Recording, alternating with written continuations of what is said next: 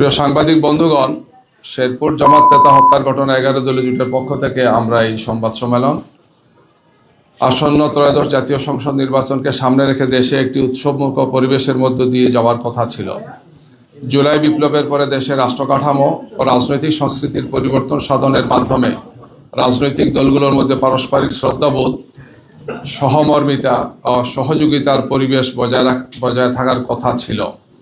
কিন্তু গতকাল 28শে জানুয়ারি শেরপুরের ঝিনাইগাতি উপজেলায় ঘটে যাওয়া ঘটনা সেই উৎসবমুখর পরিবেশকে ম্লান করে দিয়েছে। উপজেলা প্রশাসনের আয়োজনে ঝিনাইগাতি ও শ্রীবর্দী উপজেলা সংশ্লিষ্ট নির্বাচনী আসনের প্রার্থীদের নিয়ে ইশতেহার ঘোষণা অনুষ্ঠান আয়োজন করা হয়। সেখানকার স্থানীয় প্রশাসনী আয়োজনটা করেছিলেন। এই অনুষ্ঠানকে কেন্দ্র করে বাংলাদেশ জাতীয়তাবাদী দল বিএনপির এক দল উচ্ছৃঙ্খল নেতাকর্মীদের অব্যাহত উস্কানির কারণে 11 দলীয় জোট ও বিএনপি নেতাকর্মীদের মধ্যে সংঘর্ষ বাধে।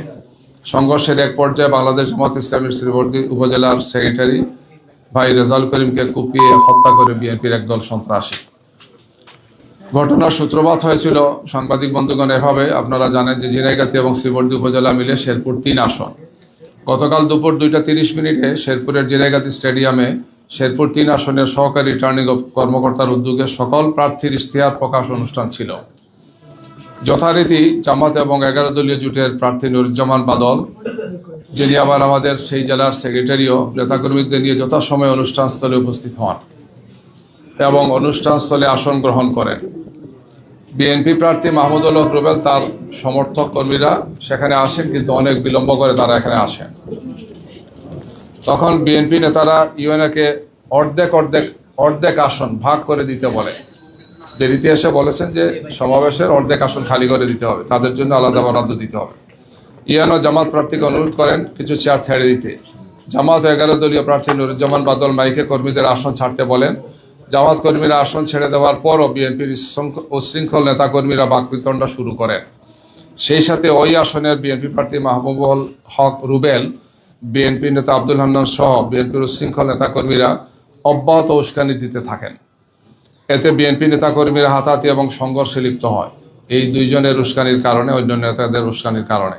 এই অবস্থায় পুলিশ প্রশাসন বিএনপি নেতাকর্মীদের নিবৃত্ত না করে বরং নিষ্ক্রিয় দর্শকের ভূমিকা পালন করে।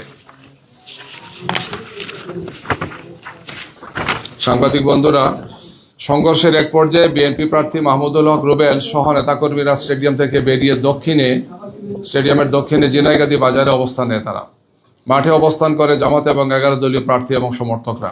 এ সময় বিএনপি সমর্থক ফাহমি গোলন্দাজ সোহেল সে ফেসবুকে জামাতের বাদলকে, অর্থাৎ নুরুজ্জামান বাদল, যিনি আমাদের ওই আসন নমিনি প্রার্থী, জেলা সেক্রেটারি, তাকে পেলে জবাই করা হবে এই মর্মে উস্কানিমূলক স্ট্যাটাস দিতে থাকে। এই অবস্থায় ঝিনাইগাতি বাজারে দেশীয় অস্ত্র নিয়ে অবস্থান নেয় বিএনপি নেতাকর্মীরা এবং জামাত 11 দলীয় প্রার্থীকে স্টেডিয়াম থেকে বের হতে না দেওয়ার ঘোষণা তারা দেয়। সেখানে থাকা বিএনপি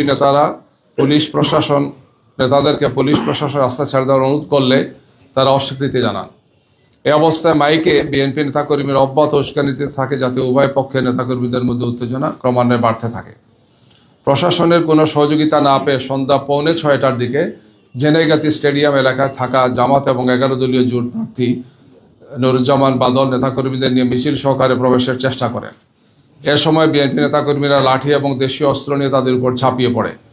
তাদের প্রতিরোধ করতে গেলে ধাওয়া পাল্টা দেওয়া শুরু হয়। এক পর্যায়ে জামাত নেতাকর্মীরা ছত্রভঙ্গ হয়ে উত্তর পশ্চিম দিকে রাস্তা এবং উত্তরের স্টেডিয়ামের দিকে তারা চলে যান। পেছনে পড়ে যান জামাতের শ্রীবর্দী উপজেলা সেক্রেটারি রেজাউল করিম। তাকে তখন একা পেয়ে কুপিয়ে আহত করে রেখে যায় বিএনপির কর্মীরা। এক পর্যায়ে তাকে ময়মনসিংহ মেডিকেল কলেজে নেওয়ার পথে তিনি রাস্তায় শাহাদত বরণ করেন। এই সংঘর্ষের ঘটনায় জামাত এবং 11 দলীয় জোটের পক্ষ থেকে প্রায় 150 নেতাকর্মী আহত হয়েছেন। এর মধ্যে 16 জনকে শেরপুর হাসপাতালে চিকিৎসা দেওয়া হয়েছে। এছাড়া গুরুতর আহত 3 জনকে ময়মনসিংহ মেডিকেল কলেজে উন্নত চিকিৎসার জন্য পাঠানো হয়েছে। প্রিয় সাংবাদিক বন্ধুগণ, আমরা মনে করি পুরো ঘটনা প্রবাহে আইনশৃঙ্খলা বাহিনী এবং প্রশাসনের ব্যর্থতার চিত্র স্পষ্ট হয়ে উঠেছে। প্রথমত, মারামারির সময় পুলিশ সহযোগিতা করলেও ঘটনা প্রবাহ এত দূর আসতো না। সেটা না করে পুলিশ প্রশাসন নিষ্ক্রিয় দর্শকের ভূমিকা পালন করে। তবে সেনাবাহিনী ঘটনাস্থলে এসে সংঘর্ষ থামানোর চেষ্টা করে। এ সময় সেনাবাহিনীর একজন সদস্য আহত হন।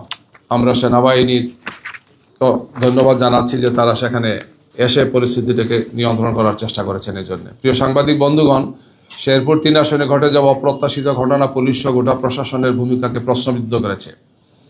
আমরা অবিলম্বে শহীদ রেজাউল করিমের হত্যার সুষ্ঠু তদন্তের মাধ্যমে দোষীদের গ্রেফতার করে সর্বোচ্চ শাস্তির আওতায় নিয়ে আসার দাবি জানাচ্ছি। সেই সাথে জেনেগাতি উপজেলা প্রশাসনের ব্যর্থতা তদন্তপূর্বক জরুরি ব্যবস্থা নেওয়ার জন্য আমরা জোর দাবি জানাচ্ছি।